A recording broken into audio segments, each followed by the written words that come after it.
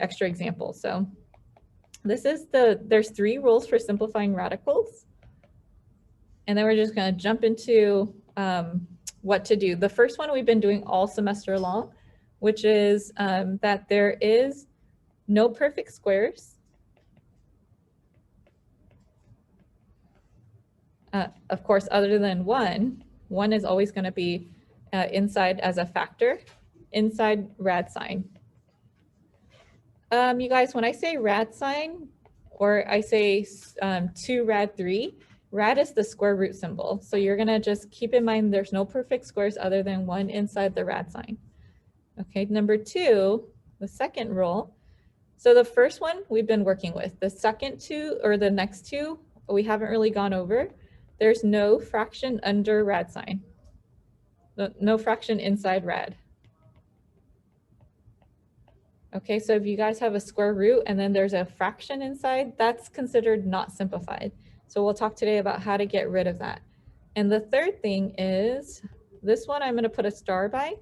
At the district level, at some point, I know I was on the Algebra 1 team, and we said, hey, save this for a cell geo, you guys, or geometry, you guys go over this rule with them. So I'm not too sure how many of you guys have seen how to get rid of a fraction, or sorry, a radical in the denominator.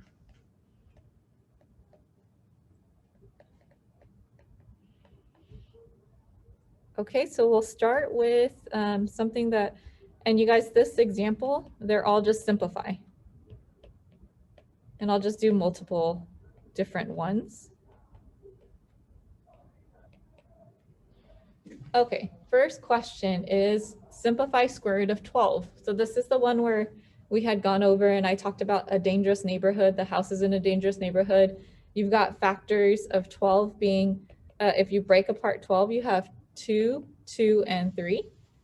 Okay, so what, do you guys remember the rules for this? Like what can leave and what can stay for this one? Okay, things with two of them. So if you have a 2, 2, and 3, what can leave?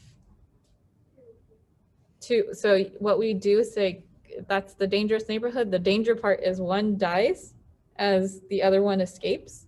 So the crossed out one is gone. The circled one leaves the house. And the 3 has no partner, so it has to stay inside, right? So your answer for this is 2 square root of 3. Now, when you guys look at this and you're trying to check your work for simplifying square roots, you can square the number on the outside. So what's 2 squared? Okay, so 2 squared is 4.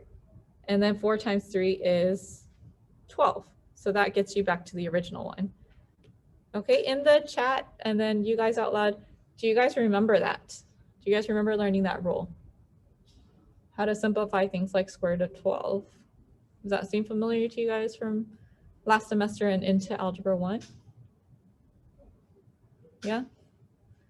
Okay, so we've been practicing with that, definitely with Pythagorean theorem as well. So that should not be unfamiliar to you guys. Now, let's say for B, you guys have 5 on the outside this time, and then 18 on the inside. Okay, can you guys go ahead and break apart 18 and tell in the chat, tell me what number can leave on that one. Go ahead and break out, and you guys can always just say it out loud. What number can leave? Okay, when I break apart 18, very good. You guys have 18 is 9 times 2, 9 is 3, 3 and 2. This is essentially like a factor tree that you're creating. The 3, there's a pair of them. So 1 dies, 1 leaves. And does anyone know in the chat or out loud, when 3 goes to join the 5 on the outside, what do you guys do with the 3 and the 5? Do you add the 3 and the 5, or do you multiply the 3 and the 5? Okay, good. Those of you guys typing in the chat is you are correct. You multiply. Okay, you multiply because this is like 5 times radical 18. So anything that you take out, you're going to multiply. So 15 radical 2 is your answer for this. 2 being the extra number that doesn't have a partner, so it can't leave. Okay, so let's jump into some fraction ones. Let's say you guys had square root of 2 over 5. So this breaks rule number 2. You guys have a fraction inside your square root. Okay, so when you have a fraction inside your square root, your first step is to split that square root. So there's a square root on the bottom and there's a square root on top. So split your fraction, square root of 2, square root of 5. So this is where I want you guys to tell me if you've learned this before. I think you should have in Algebra 1. Maybe you haven't. Split the square root. Okay, when I split the square root, there's a problem. There's a square root in the denominator, which is rule number 3. No fraction has a rad in the denominator. So at this point, we have to get rid of the square root of 5. Okay, so the only way to get rid of a square root is to give it a partner, like to give 5 a partner. So what I'm going to do is multiply the top and the bottom of this by 5, square root of 5. Okay, does that look familiar to you guys at all? You've done that? Okay, so this is called rationalizing. This is super important. This might be new for some of you guys. So you're multiplying across, and when I teach this in Algebra 1, I tell the students, think of multiplying as like getting married.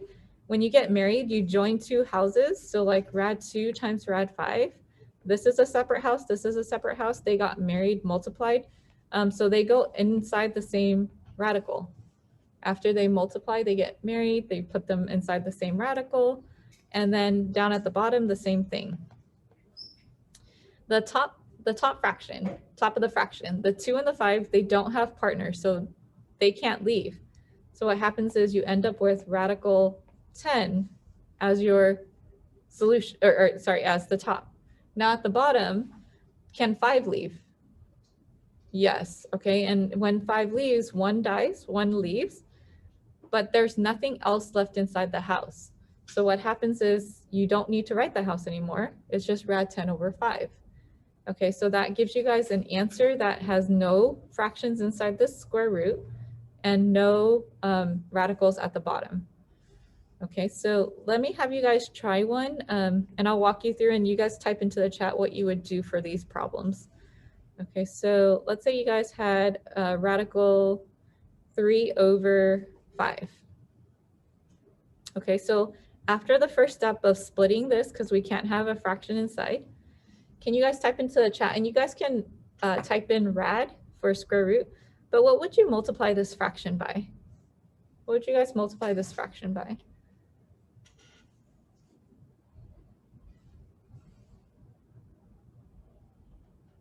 Okay, good. And it should be that you multiply by the top and the bottom by the same thing. So you're trying to give the bottom a partner so that it can leave. So rad 5 over rad 5. Okay. So keep going with that. After that, you guys have rad 3 times rad 5. So both 3 and 5 have,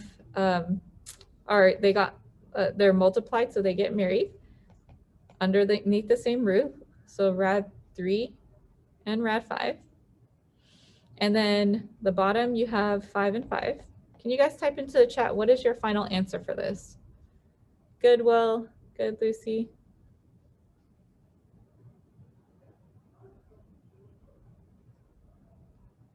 Very nice, you guys.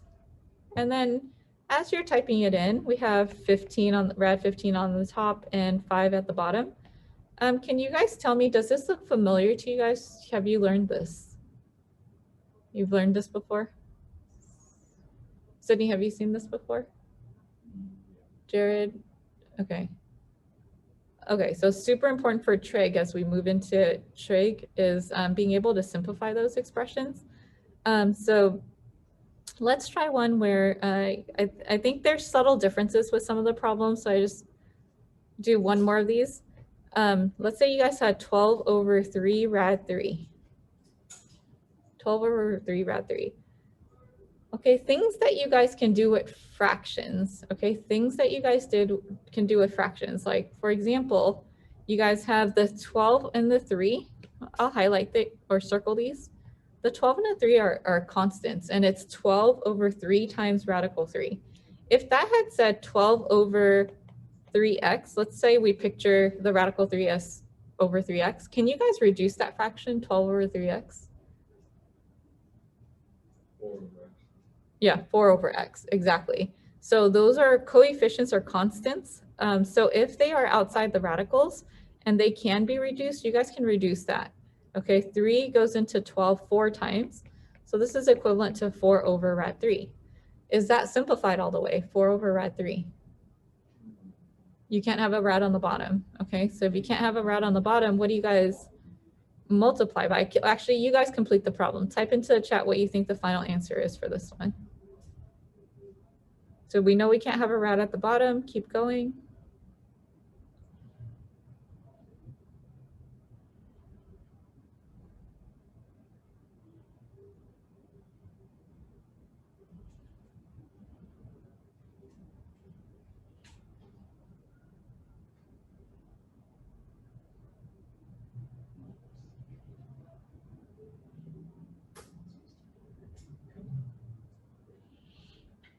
Okay, so I'm going to stop you guys for some of the answers I'm seeing.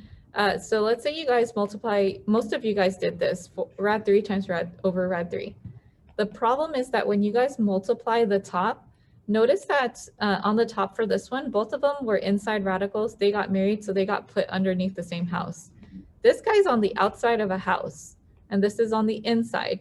So you can't put the 4 inside, since a couple of you guys have rad 12. You can't put the 4 inside the radical because it's not, it's a constant. So it's 4 rad 3 on top. And then on the bottom, rad 3 times 3 is just 3. So 4 rad 3 over 3 is your solution for that. You know, because a lot of you guys missed that. Let me just do one more with you. Make sure that you're okay on that.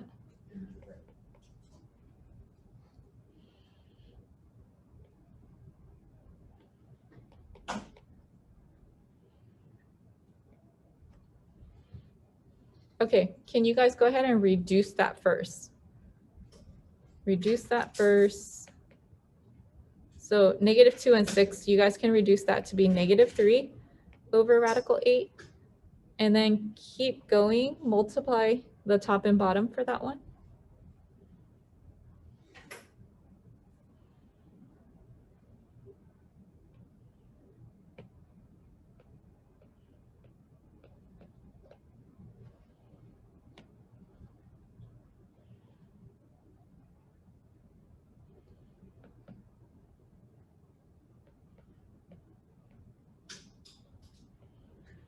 Okay, you guys, many of you typing in your answers. This is your answer that you guys have, which is good. It's okay so far, but I want you guys to think about what's inside the radical.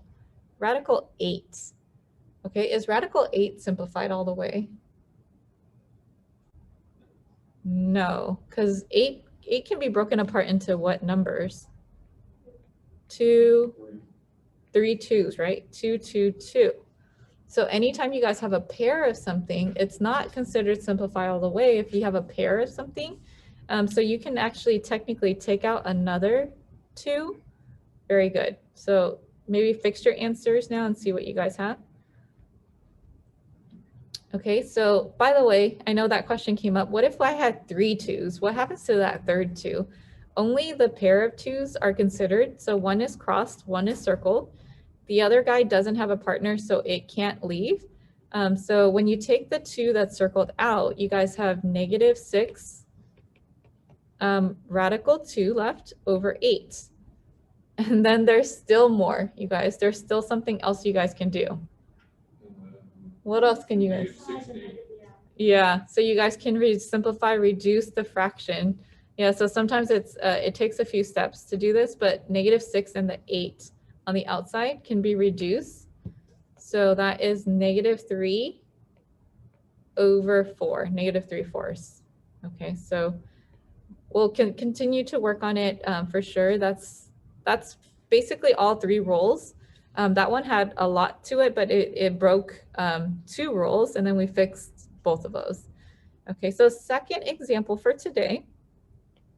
I know it feels like a lot, but within that first one, but I want to make sure you guys had that down. Okay, and you guys will get a lot of practice, so don't worry about the radicals too much. If you're picking it up, it feels like for the first time. Let me know if you guys need extra help on tutorial. We can go over problems. For example 2, this part of it is new, and this is important for leading up to a rather difficult lesson. next week. So this is find the geometric mean. Sometimes you guys get a question where they just ask you, find the geometric mean between two numbers. Do you guys read that as hashtag or pound or numbers? Do you guys know that as a number symbol? Okay. Find the geometric mean between two numbers. Okay, so if I have you guys recall back to when we did the cross multiplying and I called it like the means extremes property, and you guys had that the two numbers that are given to you guys are in the spots that we call the extremes, and then the means are these two spots here. So when they ask you guys to find the geometric mean between the two numbers, you're going to put the two numbers across diagonally from each other, and then you're going to put the variable x and x in the spot that you guys see right there. Okay, so to solve for this, we're only going to do one example on this. Let's say they asked you guys to find the geometric mean between 22 and 11. Okay, they're going to give you two numbers. You're going to plug the numbers in where you guys see the symbols, and then x and x. And then we're going to relate this eventually to triangles. So the numbers are going to go where the number symbols are, 22 and 11. And then you have x and x here. Okay, so to solve this proportion, you guys would cross multiply. So we get x squared equals 22 times 11. And I'm purposefully not going to multiply them together, knowing that to solve this, I have to take the square root of both sides, and the square root has to be simplified. So if I take the square root of both sides, I get x equals, you guys, what goes into 22? If you broke 22 apart, what goes into 22? Okay, 11 goes into 22, good. So you guys have 11, 2, and 11. What's your final answer for this? What do you guys think? What's your final answer for that?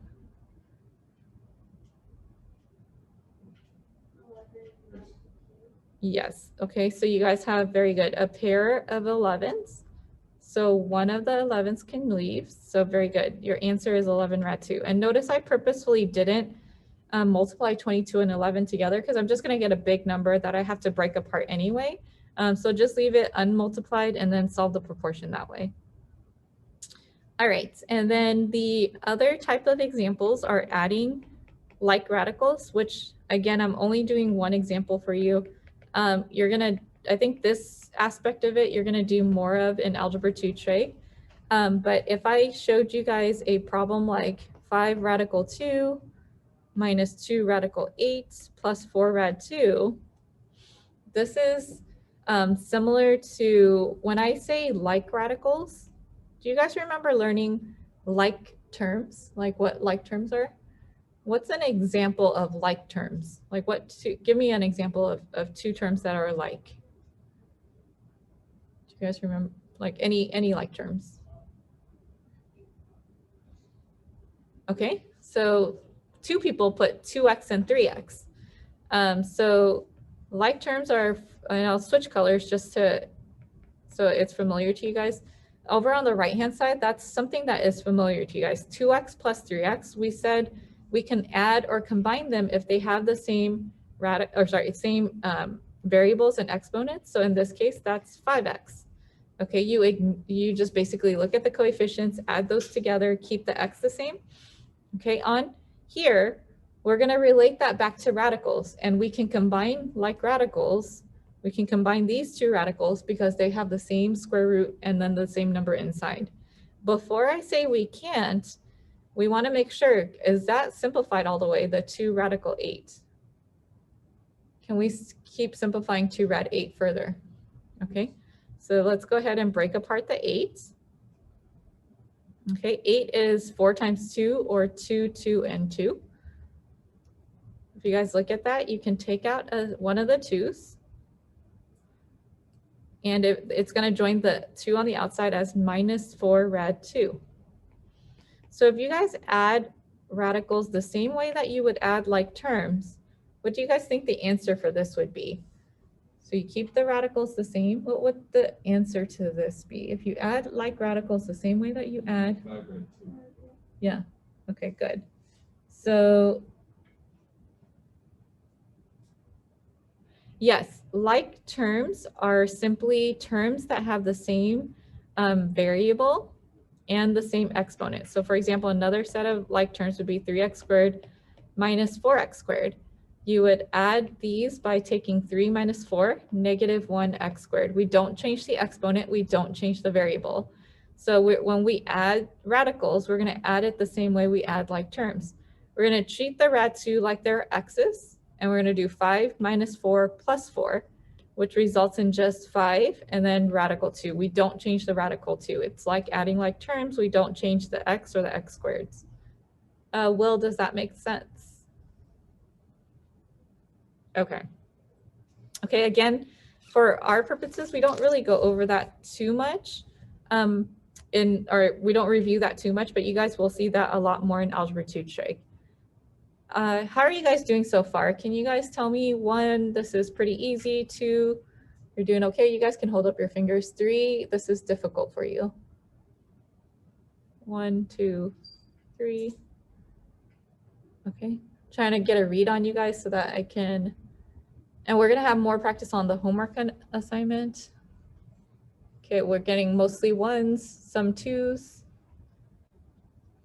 Okay, so let's practice a little bit more. We're gonna finish off our notes here with what we call the converse of Pythagorean theorem. I'll throw in an extra problem here. So the converse of Pythagorean theorem.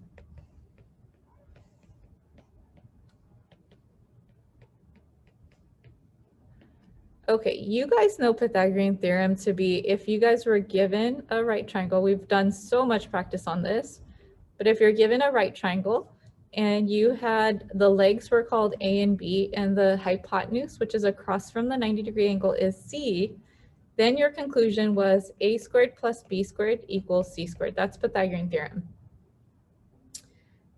Now I'm going to ask you guys a question. I'd like you to type it into the chat or say it out loud here. What happens if you guys do this and you discover that A squared plus B squared is not equal to C squared? What would your conclusion be? If you did this, let's say you tried to do the Pythagorean theorem, you notice A squared plus B squared is not equal to C squared. What do you think your conclusion might be? What was that? I think I heard it. Okay, good in the chat. This is just a single triangle, so it's not about congruence. Okay, good. It's not a right triangle. If A squared plus B squared is not C squared, you guys can conclude it's not. Very good. It's not a right triangle. Okay, so if it's not a right triangle, then the converse of Pythagorean theorem is going to allow us to conclude if it's not a right triangle, is it acute or is it obtuse? Okay, so what I'd like you guys to do down below here is draw for me 2 triangles. One of them is going to be acute. An acute triangle just means that all 3 sides are, and I tried to draw it so it's not congruent. So you guys have let's assume that that's not isosceles. Okay, so you guys have A, C, and B here. Acute triangle, all 3 angles are acute. And then you have, and then we'll call this situation A and situation B. And in situation B, you have an obtuse triangle. And I'll stop and pause and have you guys just make sure that you have those labeled and drawn out, A, C, and B. So draw an acute triangle and then draw an obtuse triangle. Okay, so I think we had talked about this before, but typically in this chapter, or sorry, this current unit that we're on, the way that we label angles is capital letters, like capital A, capital B, capital C, on all these angles. The way that we label sides is little letters. That's just standard in geometry. So the lowercase letters go across from the angles. So for example, if I'm trying to label this side with a single letter, instead of calling it CB, I can call CB little a, because little a is across from big A. Okay, and the lowercase is the side length, the bigger letter is the angle measure. Okay, so go ahead and label all your sides now with the lowercase letters.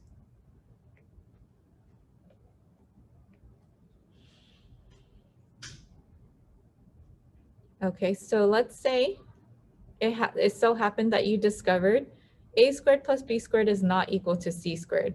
The question will then become, well then is it acute or is it obtuse? Okay, and we can make a determination by that. So I want you guys to watch my cursor here. Okay, imagine that this was a doorway, okay, and this was your door, and we're looking at angle C and the opening of angle C. So this is the doorway and this is the door, and it's like being swung open. Okay, so this is the angle measure of how wide that door is being open. And take a look at C.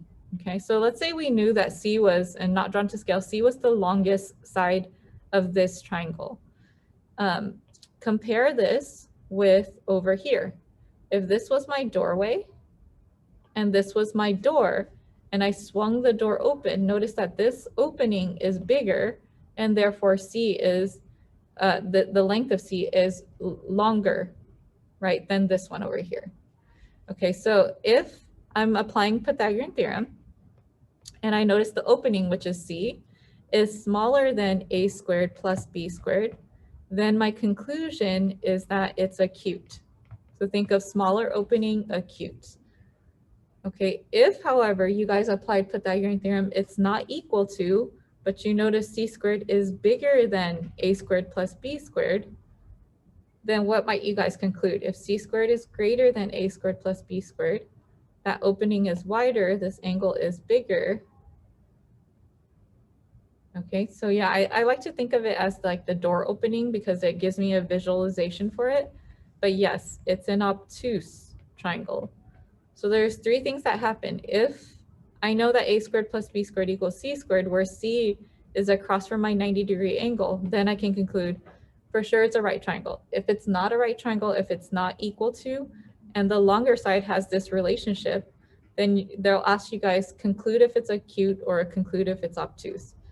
So let's do one example on this to complete our notes. I don't know what example I'm on here. Oh, let's see, 4. Okay, so is the following triangle right, acute, or obtuse? And you have 5, 6, and 7 are the lengths of the sides. Okay, so let's say what I do is I picture, okay, if this was my right triangle, what side has to be C? What side has to be C in this problem? If I was trying to apply Pythagorean theorem on this, which one would have to be C? Okay, good, Brooke.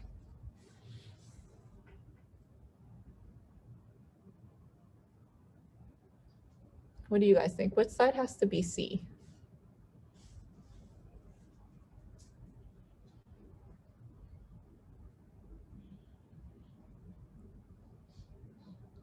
C is usually, when I'm doing Pythagorean theorem, C is usually the longest side, the hypotenuse, right? It's across from the 90-degree angle. So which one of these has to be C? It would have to be the longest side. So start with that, yeah. So 7 squared. And then we're determining, is it equal to, is it greater than, is it less than? So when I do these problems, figure out what C is first, do C squared, and then blank 5 squared, 6 squared. So 49, and then 25 plus 36. Okay, very good. You guys can see that 49 is not equal to 25 and 36, it's less than. So if C is kind of like the opening and it's less than, what do you guys think your triangle is? Go ahead and type it into the chat. Is it right? Is it obtuse, acute? Okay, again, yes, opening, very good, you guys. It's an acute triangle. Okay, so compare the C squared to the A squared, B squared. If it's equal, it is right. Sometimes your problems are gonna say, is it right or not? And you just have to check, does it equal or not? Okay, you guys, so what I'm gonna do is have you guys, if you don't have your packet printed, I'm gonna keep my screen, or sorry, I'm going to have you guys open the packet on your screens. Those of you guys in class, I'll leave it on here. And go to page, I believe it's page 3. And before I put you guys into breakout rooms to just kind of go over these problems, I'm going to have you guys attempt, let's say you guys do let's start off with the easier one first. And I have you guys try, actually, let's try number 1. Just make sure you guys are doing okay. So if you can't get to your packet right away, go ahead and look at the screen. I still have it shared. What do you guys think the answer to number 1 is? Type it into the chat. Let me see how you guys do with that first. Okay, good, Jason. Oh, and if you guys don't have your, you don't have it printed, you guys can just do it on a separate sheet of paper. This is your homework for tonight.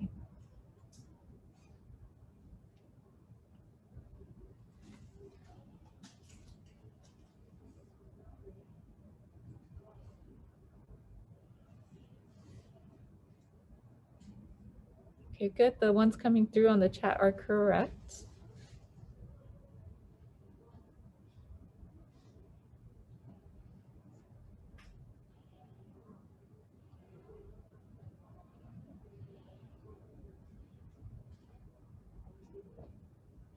Okay, for the most part, they're correct. So I'm just gonna mention this also. Someone asked me, like, I know 44 is or 144 is a perfect score. It's 12 and 12. Do I need to break 12 and 12 out further, or can I just cross and circle? If you guys come up with a perfect square, you can just cross and circle. That's it. Like 12, if you take it outside, you're going to join it with 2 with multiplication. So that's 24. There is nothing left inside the house, so you don't need the radical anymore. Now, if you guys went further and you did 3 times 4, 3 times 4, think of what happens there. You guys have one set of 3. So one of the 3s can leave, one set of 4, so one of the 4s can leave. So you still get 12. If you broke 4 apart further, same thing, you just have more numbers to take out, but you still should get the equivalent answer.